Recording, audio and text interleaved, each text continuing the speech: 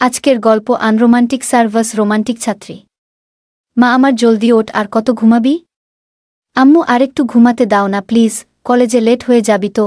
8:30 বাজে, কি হো আগে বলবা তো। উঠে ফ্রেশ হতে চলে যায়, ততক্ষণে পরিচয়টা দিয়ে দিই। আমার নাম জান্নাত, ইন্টার সেকেন্ড ইয়ারে পড়াশোনা করি, মা বাবার একমাত্র আদরের দুষ্টু মেয়ে। জান্নাত ফ্রেশ হয়ে বের হয়ে তাড়াতাড়ি করে কিছু খেয়ে নিয়ে বের হয়। রিকশা থেকে নেমেই দৌড় দেয় রুমের দিকে, হঠাৎ কারো সাথে ধাক্কা লেগে মাটিতে পড়ে যায়। আউ আম্মু গো, কোমরের হাড্ডি ভেঙে গেছে গো। এই শয়তান ছেলে দেখে চলতে পারেন না? আপনিই তো দৌড়ে আসছিলেন, এখন আমার দোষ শয়তান ছেলে, আপনাকে আমি পরে দেখে নিব। এরপর জান্নাত তাড়াতাড়ি নিজের ক্লাসে চলে যায় আর ছেলেটিও চলে যায়। লেট হয়নি তো রে তিশা? না লেট হয়নি, একটুর জন্য বেঁচে গেছিস, কারণ এখনও স্যার আসেনি। Thanks God. Boss, Bangla sir কই? বাংলা স্যার চেঞ্জ হয়েছে। ও আচ্ছা, কি আর করার, আবারও ওই বুইরা খাটাস আসবো, তুই দেখে নিস। অন্যদিকে তাকিয়ে কথাগুলো বলল, না রে, এবার বুইরা খাটাস আসেনি, দেখ কে এসেছে। জান্নাত তাকিয়ে দেখে একদম ফাটাফাটি দেখতে এমন স্যার এসেছে এবার। জান্নাত অবাক হয় যে ছেলেটার সাথে সকালে সে ধাক্কা খায় সেই তাদের Bangla sir. Good morning everyone, সবাই কেমন আছো? স্যার, গুড মর্নিং স্যার, আমরা ভালো আছি, আপনি কেমন আছেন? আলহামদুলিল্লাহ ভালো। দোস্ত মালটা তো সেই, কণ্ঠটাও হেব্বি। তিশা চুপ কর, তুই মন দিয়ে শুনতে দে। সবার সাথে পরিচিত হওয়া যাক। আমার নাম হলো সোহান, তোমাদের কলেজের বাংলা টিচার। এবার তোমরা বলবে। স্যার এক এক করে সবার নাম জিজ্ঞেস করছে, সবাই নাম বলছে। জান্নাতের কাছে চলে আসে একসময় নাম জিজ্ঞেস করতে করতে, কিন্তু জান্নাত অন্যমনস্ক হয়ে আছে, খেয়ালই করেনি স্যার তার কাছে চলে এসেছে। এই মেয়ে ওঠো, চুপ। এই মেয়ে, তোমার নাম কি? চুপ। এবার স্যার রেগে গিয়ে ধমক মেরে দেয় আর জান্নাত লাফ দিয়ে ওঠে। এই মেয়ে, তুমি অন্যমনস্ক হয়েছিলে কেন? সরি স্যার, নেক্সট টাইম এরকম করলে বের করে দিব। সাহস কত বড়! কি বললে বিড়বিড় করে? কিছু না, তোমার নাম বলো। আমার নাম জান্নাত। ঠিক আছে, বসো।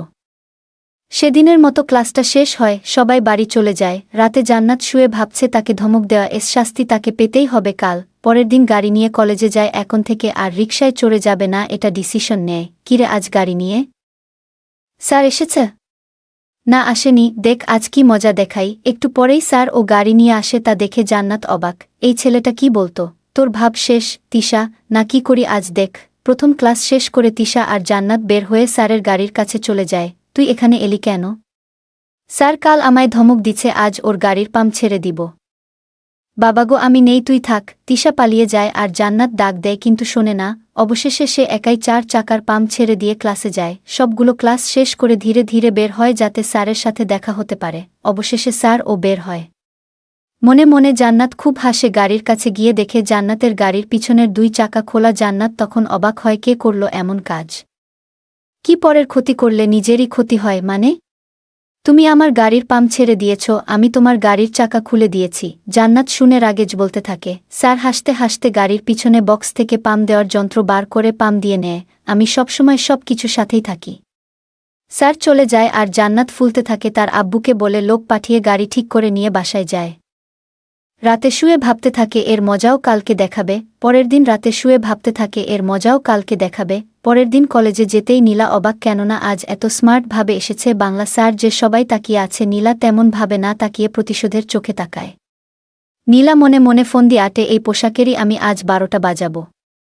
কিরে নীলা, এরকম শয়তানি মার্কা হাসি দিচ্ছিস কেন? তিশা, বজ্জাত স্যারের নামে দুষ্টু বুদ্ধি আছি, আমি গেলাম, কাল কি করছিস তাও মনে নেই?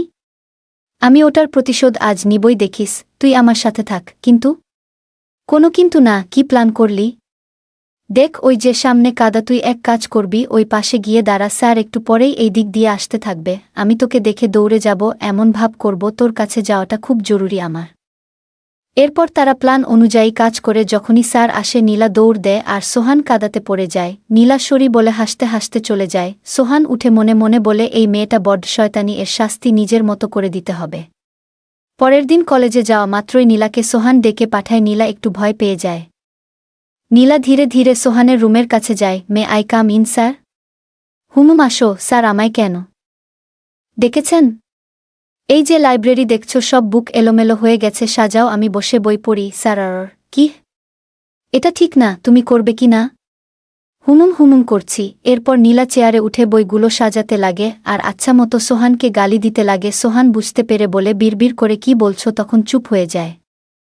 বই সাজাতে সাজাতে হঠাৎ নীলা পা সামলাতে না পেরে পড়ে যেতে লাগে। সোহান বুঝতে পেরে তাড়াতাড়ি উঠে এসে ধরে নেয়। নীলা সোহানের কোলে থেকে সোহানকে ভালো করে দেখে নেয়। সোহানের চোখের দিকে এক চোখে চেয়ে আছে। সোহান কতক্ষণ ডেকে যায় কিন্তু নীলার কোনো খেয়াল নেই। সোহান বাধ্য হয়ে নীলাকে ছেড়ে দেয় আর নীলা ঠাসশেষ করে মাটিতে পড়ে যায়। আউমু মাগো, আমার কোমর ভাঙছে রে, এভাবে ছেড়ে দিলেন কেন? তো কি করব, কখন থেকে ডাকছি তুমি শুনছই না। উফ, আপনি না একদম আনরোমান্টিক। বের করছি, দাঁড়াও। বেতটা কোথায় যেন রে? বেতের কথা শুনে নীলা পালিয়ে যায়। ক্লাসে সোহান পড়াচ্ছে আর নীলা একটু একটু দুষ্টামি করছে। পড়া শেষ করে সোহান সবাইকে বলে বুঝেছে কিনা। আচ্ছা তোমরা সবাই শোনো, জবি স্যার, সবাই এখন তোমরা আমায় যে কোন ধরনের প্রশ্ন করতে পারো, আমি বুঝিয়ে দিব। স্যার, আমার একটা প্রশ্ন আছে। একটা মেয়ে, স্যার, ভালোবাসা কি? ভালোবাসা একটা পবিত্র জিনিস, যদিও এখন কেউ কেউ এটা নিয়ে খেলে। আমি যেরকম জানি সেটা হলো ভালোবাসা হলো এরকম কারো প্রতি ভালো লাগা যার প্রতি তোমার বিশ্বাস আছে। তাকে না দেখলে ভীষণ কষ্ট পাওয়া, এক নজর দেখার জন্য মন ছটফট করা, আবার তাকে চোখের সামনে দেখলে কথা আটকে যাওয়া, তার জন্য অপেক্ষা করার ভালো লাগা, তার জন্য নিজের কষ্ট হওয়া, এরই নাম ভালোবাসা। তাহলে স্যার, এখনকার ভালোবাসা এগুলা কি? এগুলা হলো আবেগ। ভালোবাসা কখনো মানুষকে কষ্ট দেয় না। তোমরা যেটার পিছনে এখন ছুটছ না, এটা এক ধরনের মরীচিকার মতো, কাছে গেলে কিছুই পাবে না। আবেগ এর উপর না বিবেক এর উপর থাকো, তাই হবে। সবাই কথা শুনে হাত তালি দেয়। নীলা মনে মনে বলে, বাহ, হিরোটা আরও হিরো হয়ে গেল। এর মধ্যে বেল পড়ে যায়, সবাই চলে যায়। পরের দিন নীলা কলেজে এসে এমন কথা শুনতে পায় যে অবাক হয়ে যায়। তার কিছু বান্ধবীরা নাকি বাংলা স্যারের প্রেমে পড়ে গিয়েছে। ওই তিশা, এগুলা কি শুনি? ঠিকই শুনেছিস। আর স্যারটা এত কিউট যে বলার মতো না, তাই হয়তো এরকম হয়েছে। তা তো ঠিকই। আচ্ছা চল ক্লাসে যাই, এক্ষুনি তো শুরু হয়ে যাবে। অন্য ক্লাসে মেয়েদের খুঁজে পাওয়া যায় না, কিন্তু সোহানের ক্লাসে সব মেয়েই প্রায় উপস্থিত থাকে। কেমন আছো তোমরা? জবি স্যার, ভালো। আপনি কেমন আছেন? সবাই, হুমম ভালো। স্যার, একটা প্রশ্ন করব। একটা মেয়ে। হুমম স্যার, আপনি বিবাহিত নাকি অবিবাহিত? প্রশ্নটা শুনে সবাই হেসে দেয়। সোহানও একটা হাসি দেয়। হাসিটা নীলার নজরে পড়ে যায় এবং নীলার মনেও সোহান জায়গা নিয়ে নেয়। আমি অবিবাহিত। বিয়ে মানে ঝামেলা। কেন স্যার? নীলা, কারণ নতুন একটা মেয়ের সাথে সময় কাটানো একটু অন্যরকম ঝামেলা। আচ্ছা বাদ দাও, সবাই বাড়ির কাজ বের করো। সবাই দিল, কিন্তু নীলা বলল সে করতে পারেনি। তাই সোহান তাকে কান ধরে দাঁড়িয়ে থাকতে বলল, কিন্তু নীলা মানতে রাজি হল না। তাই সোহান একটা ধমক মেরে দিল আর নীলা কান্না করে দেয় এবং কান ধরে দাঁড়িয়ে থাকে। ক্লাস শেষ করে নীলা অনেক রেগে যায় এবং প্রতিশোধ নিতে চায়। আবার হঠাৎ বৃষ্টি চলে আসে আর নীলা দৌড়ে যায় ভিজতে, সাথে তিশাকেও নিয়ে যায়। কিন্তু সোহান আরও বৃষ্টি থেকে বাঁচতে বারান্দায় দাঁড়িয়ে থাকে। স্যার আসুন ভিজি। নীলা, না, আমার ভালো লাগে না। পাগল নাকি? পৃথিবীতে খুব কম আছে যারা বৃষ্টি ভালোবাসে না। তাতে কি আমার এসব একদমই পছন্দ না। চাঁদ দেখা, বৃষ্টিতে ভেজে নদীর পাড়ে বসে থাকা, সময় কাটানো, সব বোরিং কাজ। উহো, আপনি না একদম আনরোমান্টিক থাকেন। আমরাই ভিজি, ইস কত মজা। নীলা ভিজে সেদিন বাসায় যায়, কিন্তু অনেক জ্বর হয় যার কারণে কলেজে যেতে পারে না। পরের দিন সোহান ক্লাসে না দেখতে পেয়ে তিশাকে জিজ্ঞেস করে, কিন্তু কিছু জানতে পারে না। বাধ্য হয়ে নীলার অভিভাবককে ফোন দেয়। হ্যালো, কে বলছেন? আমি নীলার কলেজের টিচার বলছি। ও আসেনি কেন? বাবা, আমি ওর আম্মু বলছি। ওর তো খুব জ্বর, তাই যায়নি। ওহ আচ্ছা, ঠিকমতো ওষুধ খাওয়াবেন, তাই হবে। আমি রাখি। সোহান ফোন কেটে দেয়। আম্মুকে ফোন করেছিল? তোর স্যার? ও কি বলল? বলল তোর কি হয়েছে আর ঠিকমতো ওষুধ খেতে বলল। আচ্ছা খাবো। আম্মু ফোনটা দাও তো। কেন? তিশাকে ফোন দিব আর তুমি একটু যাও। আচ্ছা। নীলা ফোন নিয়ে তিশাকে ফোন দেয়। তিশা, কি করিস? ক্লাস শেষ হলো। তোর কি হয়েছে? জ্বর? ওহ।